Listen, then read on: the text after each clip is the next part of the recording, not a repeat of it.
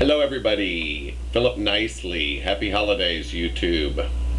Want to just finish up with my procedures so far, getting ready for my kidney donation to my coworker. And I'll tell you a little more about kind of what's been going on and where I have jumped in here and where we've been so far and hopefully where we're going. I followed up after the last tests I had. I went on Wednesday, which was, I believe, I'm getting confused now, Wednesday, December 3rd, I went and had a follow-up. I did my TB checkup, everything was fine. I had another scan of my kidney, which was a little more extensive due to the fact that on one of the pictures they originally took, one of my kidneys appeared to be larger than the other. My right appeared to be larger than my left. In the scheme of things, that sounded kind of good to me because they're taking my left kidney. However, as was explained to me, if a kidney is smaller, it's very possible that there's a ratio happening where maybe the larger one is functioning at something like 80% and the smaller one is functioning at 20%. Kind of worst case scenario. I don't know really what the scenarios are in that, but that's how it was explained to me. So they wanted to do a better checkup and test and scan and pictures of my kidneys specifically, and they were giving me medication injected into a, God, I still can't remember what they put in, catheter, whatever it's called, into my, when they put a needle in right at my wrist.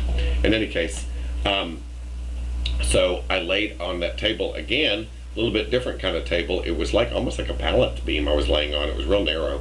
And if I wasn't feeling well, I think it would have been very hard to do. But the good news was I'm in good shape. So I was laying on I did good on the balance beam, the balance beam portion of the Olympic health checkup. In any case, they put me there for about 45 minutes, as I remember, 30 or 45. I know it was 30 at least. And soft music, low lights, very nice mood, but not for romance. Just sitting still and not moving because it was up, the needle was actually up right at my elbow or right inside elbow or inside my elbow. So they didn't want me to move because the needle's pretty long and you don't want to bend your arm. And they were injecting dyes and things into my system. So anyway, that went real well. It turned out that my kidneys are the same size, both functioning 100%, really good. Everything, I was breathing a little with trepidation, and I breathed a big sigh of relief at that point because it means we're still on and moving forward, which is the direction I want to be going here. In any case, I met with the social worker later that day. At 5 p.m. I went back to the medical center and I met with the social worker for about 2 hours. It was a very, very extensive interview about my feelings, about why I was doing this, about whether I had been pressured, whether I was feeling pressure from work, from coworkers, from that specific coworker. The answer to all that is obviously no. The only pressure I feel is from myself to try to do the right thing for somebody. In a case where, to share a little more personal information, and I'm going to get into that a little more in the next video. I'm a gay man. I'm 52 years old. I'm quite certain I have no children. There are some things I'm not certain of in life, but I am certain of that. I believe in family values. For all the stuff that's talked about gay and lesbian people and transgendered people or people who are different in general, they did it about blacks in the past. They've done it about Hispanics. They've done it about Jews. They've done it about Chinese. I don't want to leave anybody out. We're all included, including white folks in their time or in their turn have suffered discrimination. Certainly not the same kind as others. However, I don't tend to judge on that kind of thing. All I'm saying is that I wanted to help out a family in need. I believe I'm saving more than one life by this donation, and it excites me terribly and makes me extremely proud to be able to be healthy and to be able to give this donation. A 52-year-old gay man, it's unlikely, A, that I might even still be alive because of HIV and AIDS. I was young and active when we didn't know any better, and I could have been infected and I wasn't. I'm HIV negative and a healthy person. and that's a fortune for me and for my friend. I suffered drug addiction and alcoholism. I quit drinking in 1986, and I've been blessed to have the ability also to overcome a lot of personal setbacks, personal odds, as we all have in our lives. No better, no worse, no harder, no easier than other folks. We all have our burden to bear. In any case, however, I do want to talk about one thing in terms of being a live donor.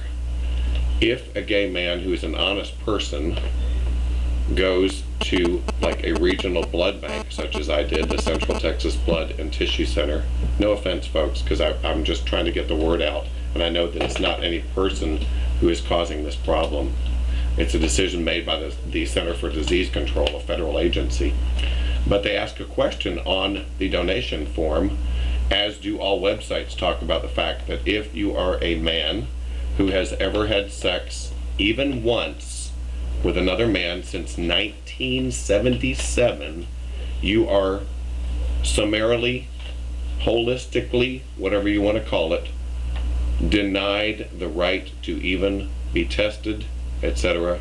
Your blood, your tissue, your organs are not welcome, not wanted, period. That's a tragedy to me, particularly in a case like this. If things move forward and I am a successful donor and my friend is a successful recipient, this would have possibly not ever happened had I followed the guidelines in answering that questionnaire. I didn't lie and I was told to go away.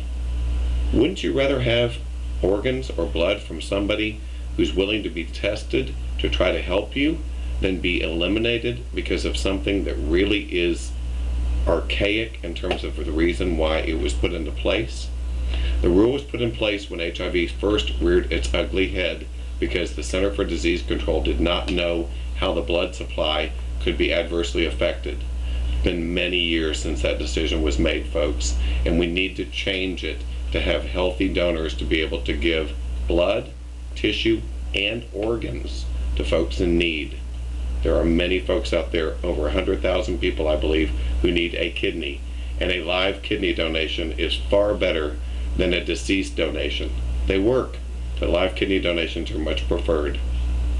Again, I'm looking for a donor beyond my donation for a trip for my friend and his family after the successful recipient, or after he receives, successfully the kidney that I'm donating, and he's better and able to travel. I'm hoping that someone will take mercy on me and donate a trip to someplace like Disney World, Disneyland, a Disney cruise, a Carnival cruise, you name it. I don't want to be picky.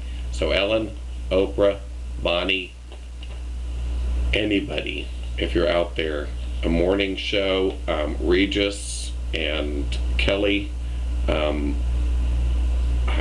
don't want to forget anybody, but I'm sure I am, and I don't want to offend any of the talk show hosts in the morning. Help me out here, folks.